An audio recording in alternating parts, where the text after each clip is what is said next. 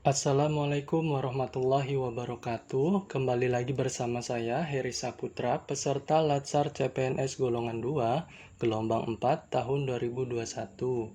Baiklah, pada kesempatan kali ini, saya akan membahas kembali mengenai komitmen mutu. Menjadi seorang ASN harus mampu mengaktualisasikan 5 nilai-nilai dasar ASN yang terdiri dari aktualisasi, nasionalisme, etika publik, komitmen mutu, dan anti korupsi. Untuk menjaga kualitas pelayanan bagi seorang ASN, hendaklah senantiasa mengedepankan pelayanan yang memuaskan kepada masyarakat. Salah satunya adalah dengan komitmen mutu. Komitmen mutu merupakan suatu gagasan dalam memberikan kepuasan layanan kepada masyarakat dengan memperhatikan kualitas dari pelayanan tersebut dan tidak lepas dari tiga fungsi utama ASN. Maka dalam implementasi fungsi tersebut, ASN harus menunjukkan perilaku yang komitmen terhadap mutu. Dengan demikian, ASN harus mampu menjadi pelayan publik yang handal dan profesional. Ada 4 nilai-nilai komitmen mutu. Yang pertama, orientasi mutu, yaitu standar untuk mengukur baik atau buruk dari hasil pencapaian kerja. Yang kedua, efektivitas. Efektivitas yaitu melakukan sesuatu dengan benar dan tepat sasaran ke tercapaian target yang telah direncanakan dari pencapaian jumlah maupun mutu hasil kerja. Yang ketiga, efisiensi yaitu melakukan sesuatu dengan benar dan diukur dari penghematan biaya, waktu, tenaga, dan pikiran dalam menyelesaikan kegiatan. Yang keempat, inovasi. Inovasi yaitu kemampuan untuk menciptakan atau melakukan sesuatu yang baru dan berbeda. Nilai-nilai dasar orientasi mutu. Yang pertama, komitmen kepada kepuasan pelanggan.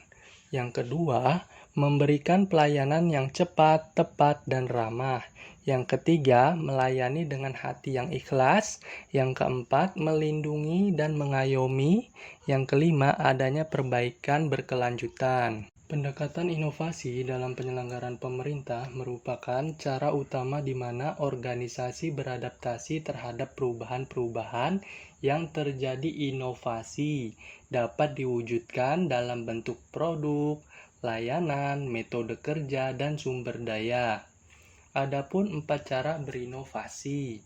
Yang pertama, penemuan.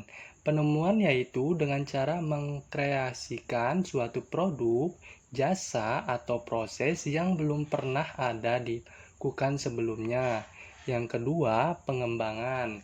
Pengembangan yaitu dengan cara mengembangkan produk, jasa, atau proses yang sudah ada.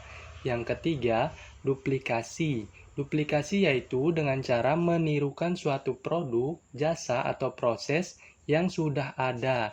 Duplikasi ini bukan semata-mata meniru, melainkan menambah seutuhnya secara kreatif untuk memperbaiki konsep agar lebih mampu memenangkan persaingan.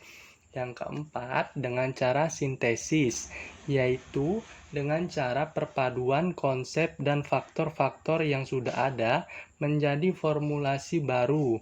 Proses ini meliputi pengambilan sejumlah ide atau produk yang sudah ditemukan atau sudah dibentuk sehingga menjadi produk yang dapat diaplikasikan. Ada 4 indikator pendekatan inovatif dalam penyelenggaraan pemerintah. Yang pertama, mengidentifikasi tahapan pendekatan inovatif. Yang kedua, mendeskripsikan implementasi pendekatan inovatif dalam penyelenggaraan layanan pemerintahan. Yang ketiga, menganalisis berbagai upaya untuk meningkatkan produktivitas PNS sebagai aparatur penyelenggara pemerintahan. Yang keempat, memberi contoh alternatif solusi untuk meningkatkan produktivitas kinerja aparatur dalam layanan publik. Berpikir kreatif.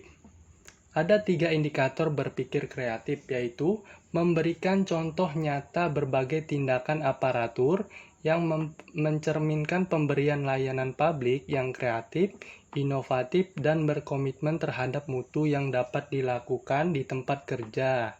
Yang kedua, menjelaskan manfaat dari penyelenggaraan kerja yang kreatif, inovatif, dan berkomitmen terhadap mutu, khususnya bagi masyarakat yang dilayani. Yang ketiga, menampilkan kinerja yang menunjukkan komitmen kuat terhadap mutu berbasis kebijakan yang sudah ditetapkan. Kemudian, nilai-nilai atau internalisasi yang dapat diterapkan dalam kehidupan sehari-hari. Pertama, mengutamakan kepentingan pelanggan dengan melakukan pelayanan yang terbaik dan sepenuh hati. Yang kedua, menumbuhkan kepercayaan terhadap institusi pemerintah. Yang ketiga, meningkatkan kesetiaan dan kepuasan bagi pelanggan dengan memberikan informasi yang dibutuhkan. Yang keempat, menjalankan tugas peran fungsi sesuai dengan ketentuan peraturan perundang-undangan secara akuntabel, profesional, dan inovatif, seperti berangkat kerja tepat waktu sesuai dengan shift yang telah ditentukan, dan tidak memanfaatkan jam kerja untuk melakukan hal-hal di luar pekerjaan. Yang kelima, nilai inovatif dapat dilakukan dengan penggunaan teknologi, yaitu dalam hal absensi yang sebelumnya dilakukan secara manual, kini dilakukan secara elektronik absensi. Hal tersebut termasuk dalam upaya pendisiplinan ASN. Dengan aplikasi tersebut diharapkan dapat meningkatkan efisiensi dan kredibilitas ASN. Demikian pembahasan dari saya. Kurang dan lebihnya saya mohon maaf. Wassalamualaikum warahmatullahi wabarakatuh.